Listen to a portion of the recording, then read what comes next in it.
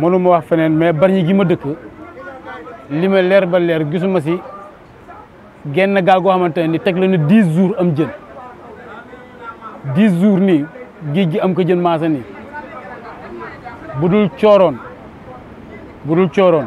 du am te cooroon boo ko xoolee 2 mois la te it aussi bon bu gaal yëpp amee doo ko jaay da nga koy këpp gouvernement bi jàppalewul mool yi foofu si dara seulement dinañu digg si télé bi accord de pêche yi mais accord de pêche yi mooli fi la tournée yi ak mooli nappe yi gisuñu si ña bopp te yàlla suturaal nañu ba ñoom am nañu jom tamit jëmi uuti waaye duñu sàcc mool yi duñu sàcc la ñu am in jël la ñu ñàkk in muñ mais fi leen gouvernement bi war a jàppale mooy que ne ñu defar ñu si ay frigoristes yoo xamante ne ni jën bi bu ñu ñëwee stocké ko dinañ ko mën a jaay ni mu ñu neexee di si gagné li ñu siy gagné mais ñoom seen yoon ñoom daal bu ñu laa waxi mool yi politique bi mooy waaye ñëw fii dig leen quelques machines yóoxu fii tàccu indem te loolu ñu dañ si jox te boo ko xoolee fi mu nekk nii da ngay génn da ngay départ Yara 1987 88 jën yu ma ngi woon Yara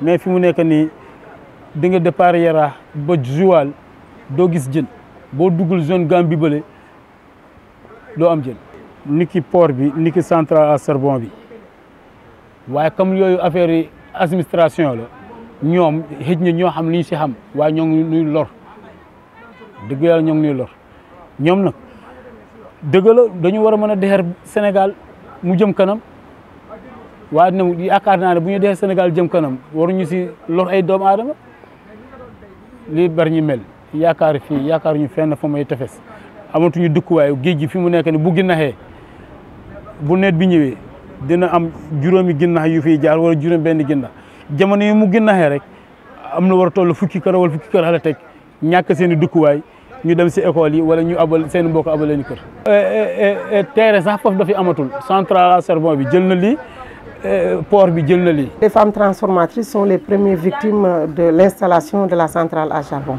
Parce que là où est installée la centrale, c'est dans la zone tampon des 500 mètres, que le site de transformation se trouve dans la zone tampon des 500 mètres. Donc nous savons qu'avec l'installation de cette centrale à charbon, qui va dégager des produits toxiques, qui va aussi récupérer des terres, et ces terres-là nous servent de lieu de travail.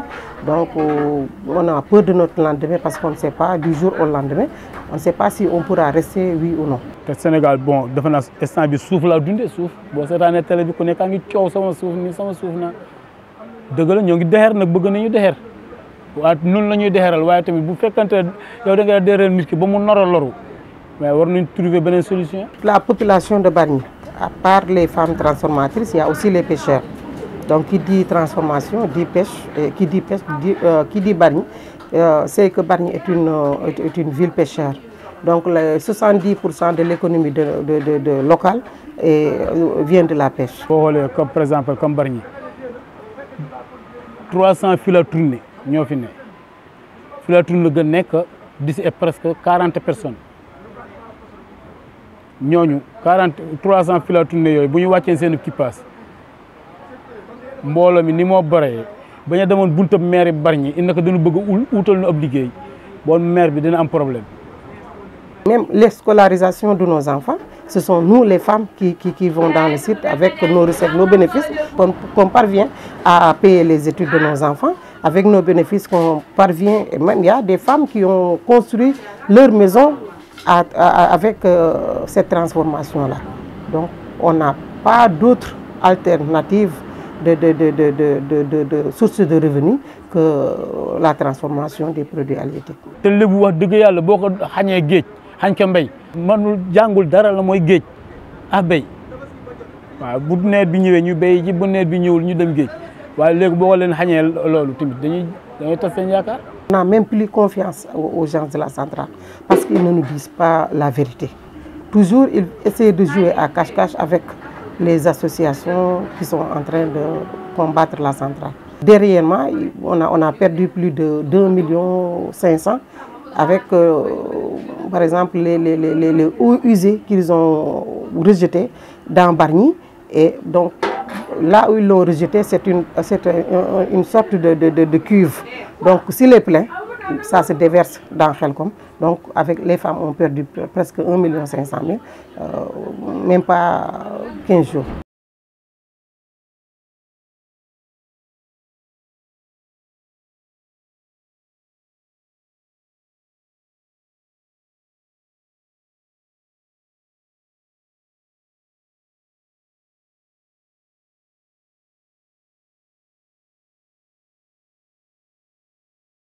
En tant qu'association de Settouman Dogon, c'est tout simplement défendre nos terres.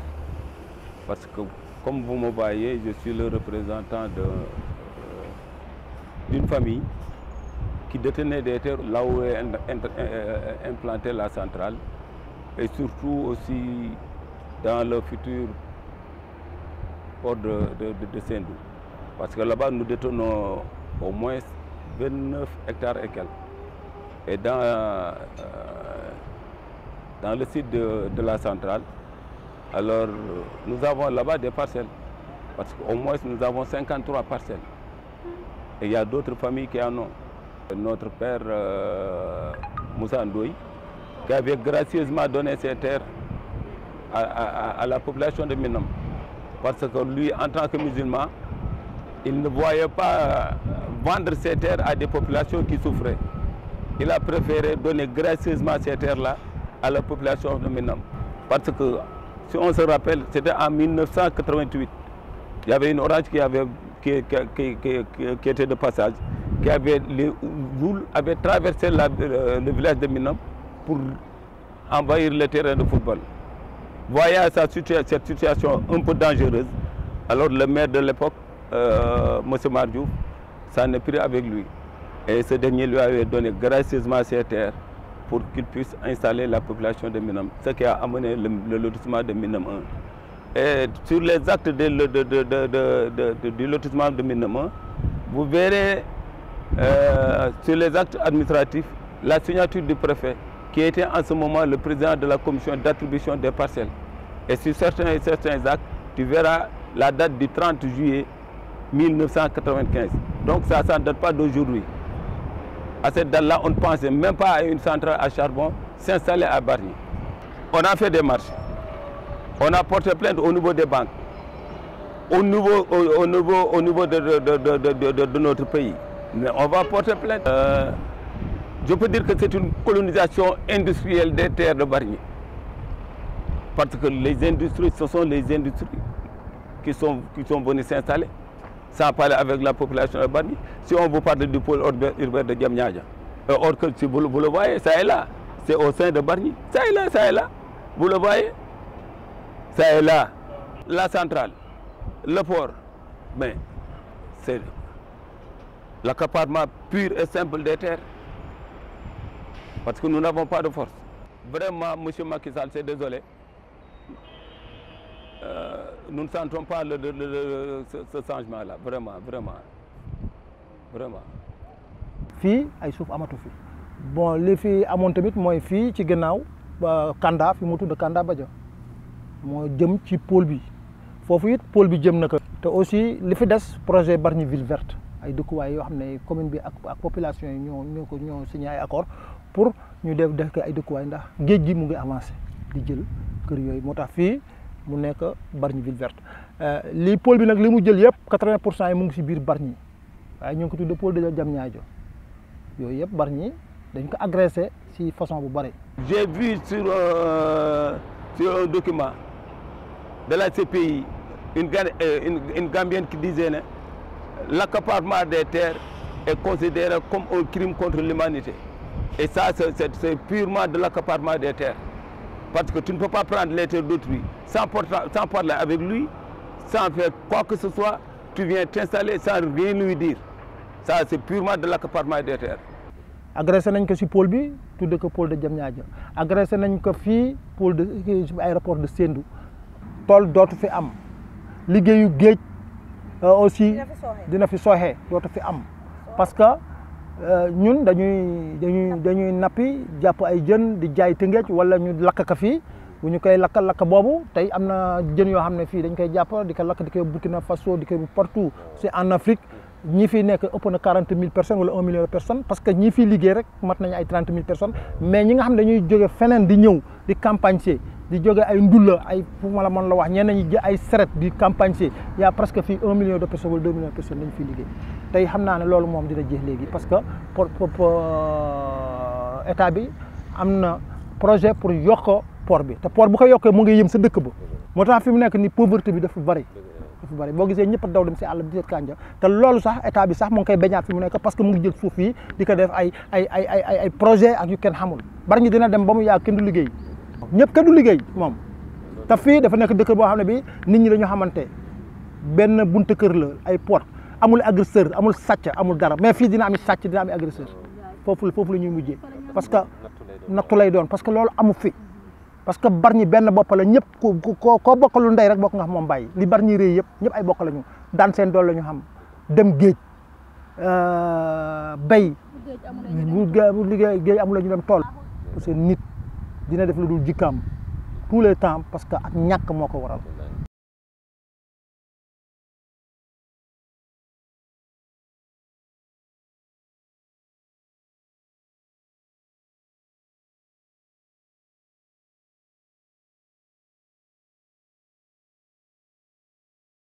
bu ñu ne changement climatique sama xel moo ngi jëkk a dem ci érosion côtière bi ñu dëkk dem parce que bu géej ga gën a xee subitement day ñëw ci askan wi parce que askan wi amuñu feneen fi ñu ne te érosion côtière bi jigéen na leen jigéen goo xamante ne kenn mënul wax leen te li ko causé lépp mooy changement climatique bi. grand puissance yi li ñuy polluer nun pauvres yi noo koy subir ndax ku na Bargny lun moo ko tënk muy pêche bi élevage bi agriculture bi te lépp changement climatique bi disperse nu njaboot gi ci quartier yu njëkk yi doon daal vivre en famille ngoon changement climatique bi mu ñëwee tëj kër yi disperse na njaboot gi muy lu metti si ñun ndax benn njaboot ñi nekk fii ñi nekk fële te amuñu loo xamante ne mën nañu koo jëlal seen bopp ndax ay quelques-uns ñooy mën a demal seen bopp ñi ci des ñëpp ñii ñu ngi leen abal ay kër ñii ñu ngi loge yi te ñu ngi ko dépendre fan fu ñu ko nar a fayee ci géej gi ak transformation bi. man du ma wax sax projet de développement projet boo xam ne day appauvrir la communauté parce que fu ñu site de transformation bi ñu doon ku si nekk xam na ne produit chimique mënul ànd ak aliment li ñuy lekk te c'est le cas normes environnementaux yi nga xamante ne moom la projet yi war a jël respecté wuñu ko te nun on a le droit de vivre dañu am droit dund si dundun ko sell dañu am droit liggéey projet yi day bu ñu ne day andi koom-koom man je dirais non.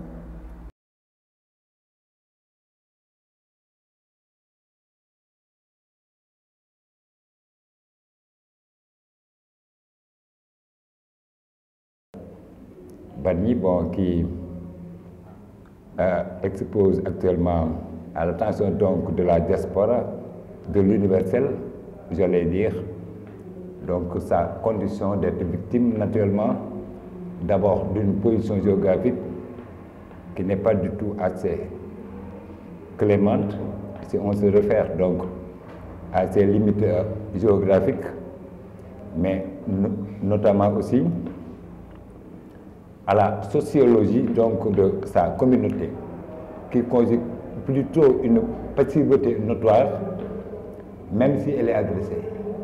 Bargny est victime d'une non-clémence donc de sa position géographique, et ceci peut être limité à l'ouest par une installation classée de catégorie 1, une cimenterie alors qu'on appelle la Sococet Industrie, au nord par les carrières de cette même cimenterie, au nord-est par malheureusement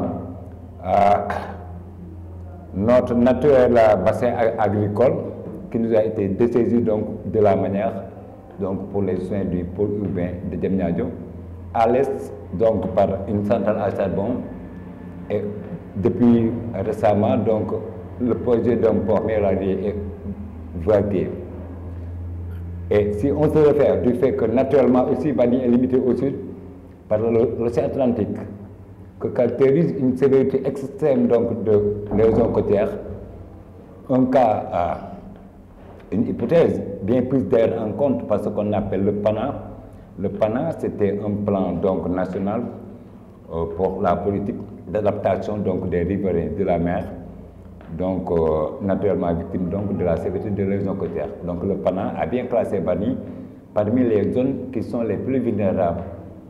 Les zones à qui donc il est promis un effacement éventuel donc de la côte du Sénégal, compte tenu donc de la sévérité des avancées donc de l'océan Atlantique sur les communautés. L'essentiel en menace à Bargny peut être cerné donc sur les agressions de part et d'autre, le dessaisissement donc de nos réserves foncières par donc les soins et de la Sococim Industrie, comme je vous l'ai exposé tantôt, mais ponctuellement donc par cette centrale à charbon et ce port minéralier, qui sont tous donc calqués sur une violation bien apparente, constatable donc de tout le monde, donc de nos dispositions légales. J'allais dire donc sur un abus donc de l'État et du promoteur, sur un abus donc de l'État, sur une délinquance, c'est ça le mot exact, sur une délinquance donc absolue, manifeste et apparente donc de l'État du Sénégal, qui a violé et qui a laissé violer et sa constitution et son code de l'environnement, mais notamment aussi ses engagements internationaux quant à la politique donc de protection de l'environnement. Tout simplement parce que le Sénégal tient coûte que coûte et compte apparemment donc sur cette centrale à charbon pour devoir combler le déficit énergétique national.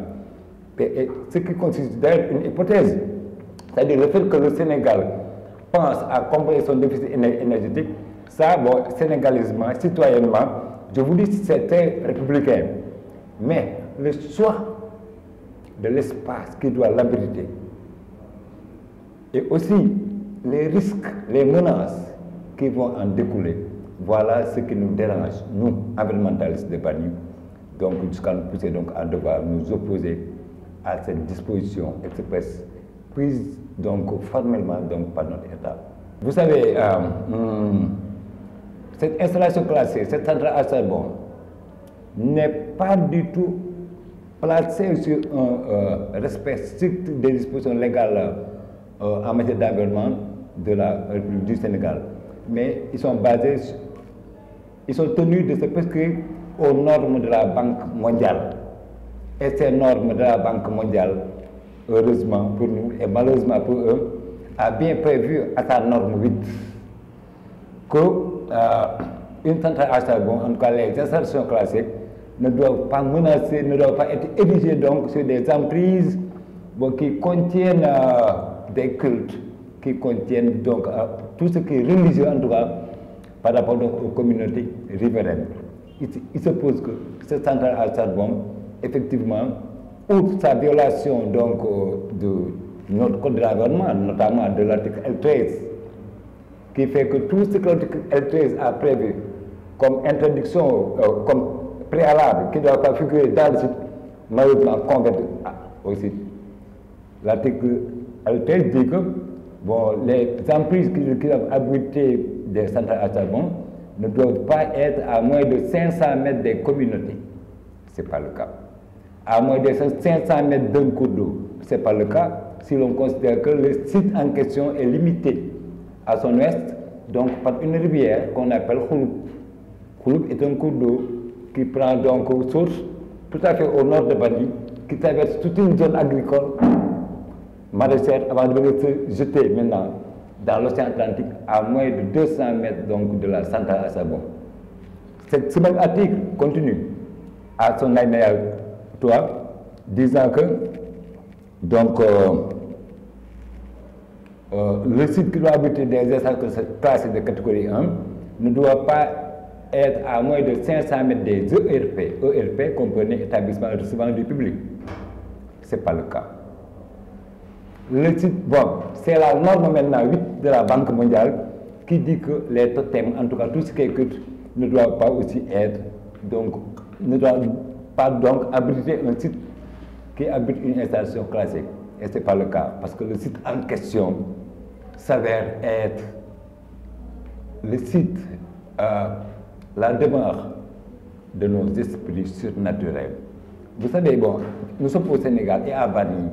Tout le monde ici au Sénégal sait que, et admet que le Nibou, en général, bien qu'étant musulman, mais il pratique une islamisation teintée d'animisme. Ce qui signifie que nous sommes des musulmans, mais des musulmans païens, naturellement. C'est ce qu'on a. On croit au Dieu, Allah, comme tout le monde, mais aussi nous croyons à nos esprits surnaturels, que nous incantons pour un peu avoir une bonne pluviométrie, que nous incantons pour avoir un peu une bonne quantité donc, de produits halieutiques, que nous incantons pour la santé de nos enfants, que nous incantons pour aussi la réussite de nos enfants à leurs examens. Ce qui signifie que donc nous sommes une population musulmane certes, mais qui pratique une islamisation teintée de notre animisme. Donc, si l'on s'en réfère à la rigueur donc et au pourquoi de cette norme de la Banque mondiale, bon, on pourra déplorer donc à haute voix que écouter cette centrale à charbon va porter atteinte à notre droit de culte. Et c'est ça.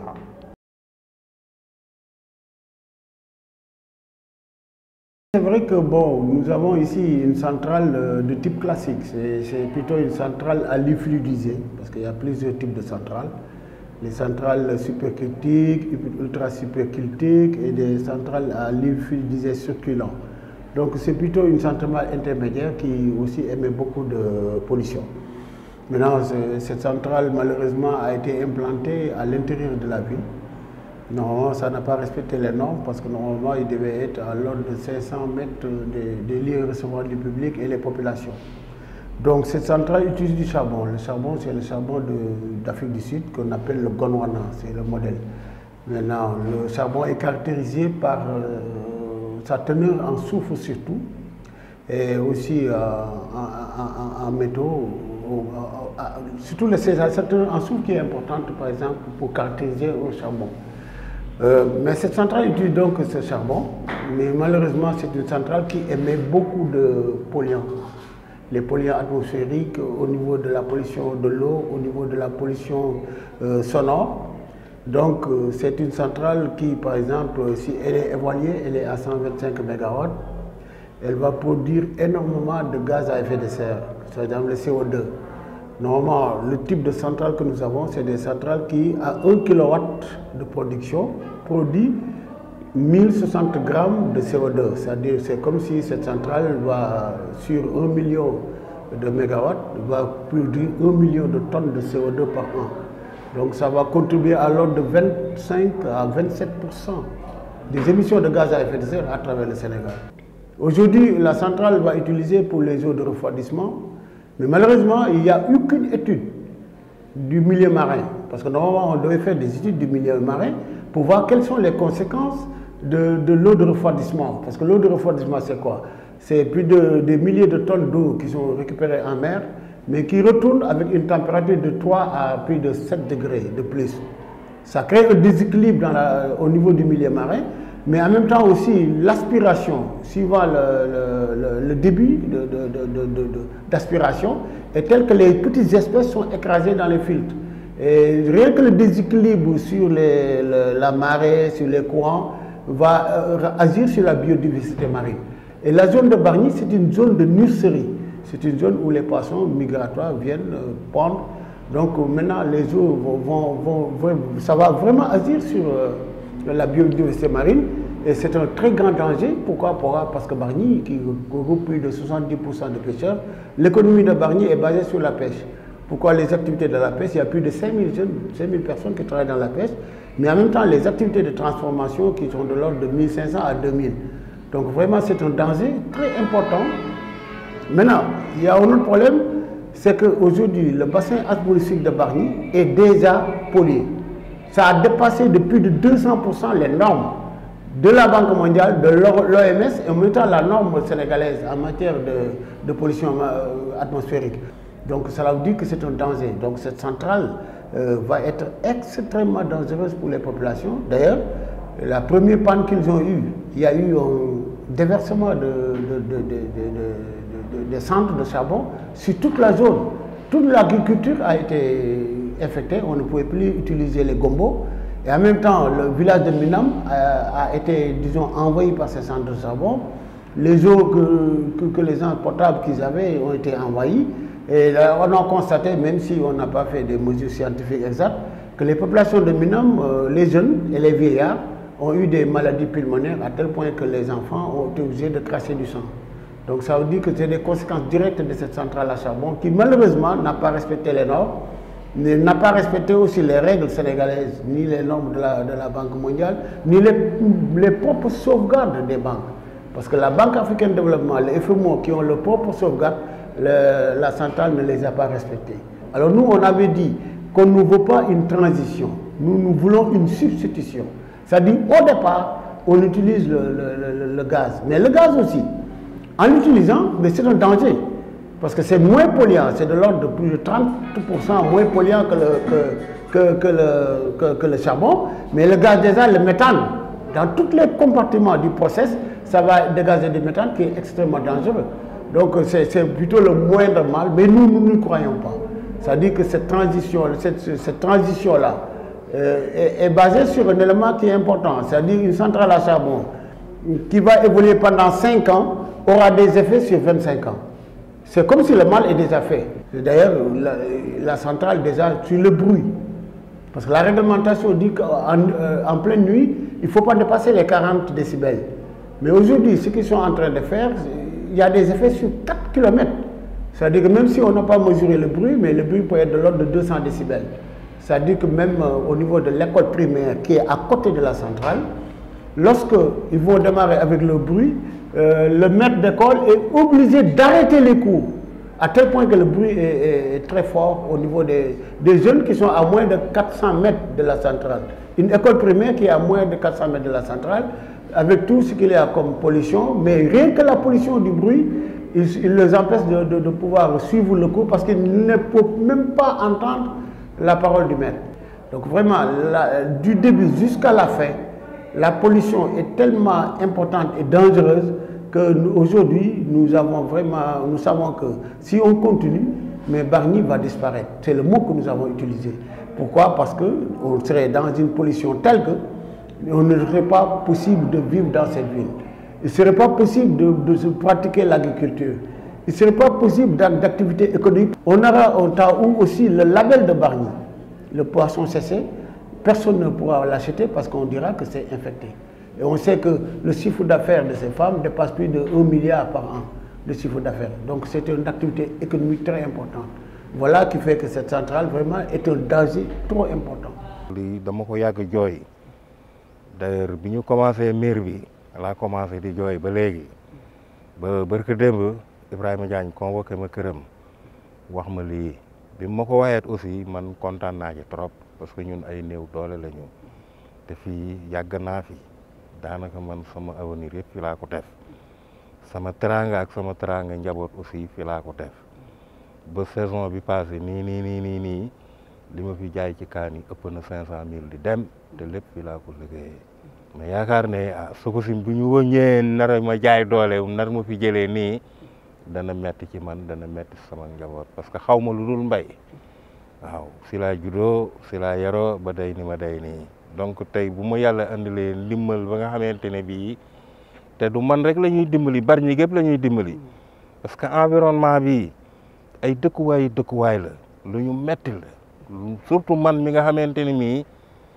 damay toog fii di dégg miin yi ñuy dóor miin yi bu ñu koy dóor ñoom dañ may yuuxu sax ni ma génneel xuur bi xeer yi day éclater bu fii damay obligé génne muy lu ñu yàgg a metti te amuñu fu ñu ko jooytoo amuñu ko donc bu ñu yàlla andilee ñu mel ni yéen duñu man lu dul kontaan ci di leen gërëm it di leen sant parce que bu la njaboot jiitaleet mënoo yendu kër ga di leen xool ñu lay xool loolu moo waral ma def suma sacrifice pour toog fii façon xëbal bu ne nag des fois ñu ma koy xëbal ci ay miin mais xooluma loolu maa ngi xool nu ma dundale sama njaboot te fii laa leen mën a dundale.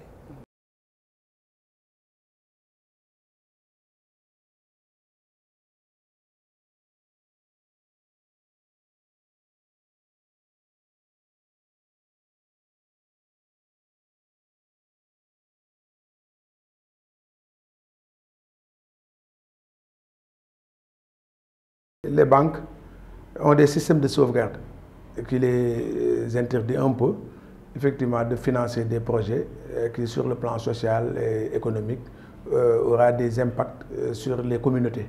Parce que les banques, c'est juste des banques de développement, surtout la Banque africaine de développement, qui doit un peu aider à développer l'Afrique, donc pas à l'appauvrir. Malheureusement, avec le financement de la centrale, plus de 1000 femmes risquent de perdre leur emploi, donc la banque va sortir un peu de ses objectifs.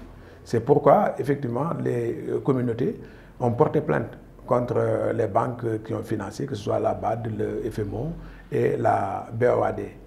La plainte, effectivement, a été recevable. Donc la banque avait mandaté des experts indépendants. Donc il y avait une américaine, une allemande et un burkinabé. Ils sont venus nous rencontrer, ils ont aussi rencontré les promoteurs, ils ont rencontré les autorités étatiques, les autorités municipales. Ils ont pratiquement glané toutes les informations. Mais ensuite, ils ont rapporté à la banque qu'effectivement, la banque a fauté. Les populations ont raison. Effectivement, il y a beaucoup de femmes qui risquent effectivement de perdre leur emploi. Il y a la pêche qui risque effectivement d'être dégradée. Et Bargny est une forte communauté de pêcheurs. Donc, la banque avait reconnu qu'effectivement, ils ont commis l'erreur de financer un tel projet. C'est que depuis de 2008 à 2018, ça fait 10 ans. On a retardé un peu le projet. La FMO, par exemple, aussi, est sorti maintenant de tout ce qui est fossile. Il ne finance plus des projets de centrales à charbon. Donc là, je crois que c'est un très grand résultat. On est en train de voir avec nos partenaires comment est-ce qu'on pourra faire pour aller vers maintenant une plainte juridique au niveau du Sénégal. Parce que la plainte contre les banques ne pouvait pas arrêter le processus.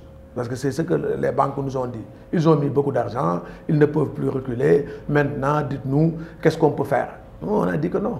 Ce n'est pas à nous de vous dire ce que vous pouvez faire. Oui. Nous, ce qu'on dit, c'est que cette installation n'est pas compatible avec les activités des Bargnois. Vous savez, la révision du Code de l'environnement date de 2008-2009.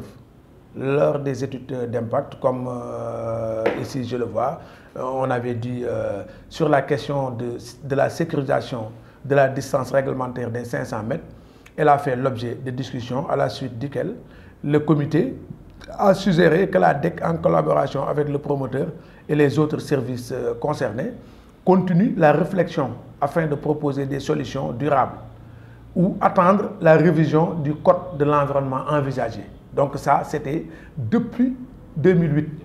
C'est dans l'étude d'impact environnemental et social. Maintenant, qu'est-ce qui se passe? Pourquoi ils veulent enlever la distance des 500 mètres? Mais c'est une contrainte pour les établissements classés. Parce que c'est la loi sénégalaise qui dit qu'un établissement classé de catégorie 1 doit être distant au moins de 500 mètres des habitations, d'un lieu recevant du public, d'un cours d'eau ou d'un lac. Maintenant, avec la centrale, mais la distance des 500 mètres n'est pas respectée. Les femmes transformatrices, donc une zone destinée au public, est à moins de 200 mètres. Il y a une école, donc le projet, ils savent qu'en aucun cas, la loi leur interdit de mettre le projet là où il est. Maintenant, ils l'ont mis. Qu'est-ce qu'ils peuvent faire maintenant? C'est réviser le Code de l'environnement en enlevant la distance des 500 mètres comme contrainte. Mais ça, ce serait un danger énorme. Parce que pourquoi? La distance des 500 mètres, je prends tout juste le cas de la Sonacos, où il y a eu l'explosion d'une chaudière d'ammoniac. Mais si, par exemple, la distance des 500 mètres était respectée, les gens pouvaient être malades, mais pouvaient ne pas mourir. Parce qu'à 500 mètres, en inhalant un produit toxique, à 500 mètres, ce serait moins grave que de l'inhaler à moins de 200 mètres. Pourquoi on a écrit aux députés en faisant une lettre d'alerte et de mise en garde sur le nouveau code de l'environnement. Il y a d'autres alinéas qui sont dedans, qui sont très bonnes, parce que ça va prendre un peu en considération le réchauffement climatique. Mais la distance des 500 mètres, nous avons dit, si on ne peut pas l'augmenter sur 1 kilomètre, on ne doit pas l'enlever. On a écrit donc au président de l'Assemblée nationale, aux députés, surtout le réseau des parlementaires, le RAPES. On a adressé aussi une lettre d'information à tous les autorités, que ce soit le gouverneur de la région de Dakar, le préfet, le secrétaire général du gouvernement, le secrétaire général de la présidence, le ministère de l'Environnement, l'ADEC et l'ensemble de la société civile.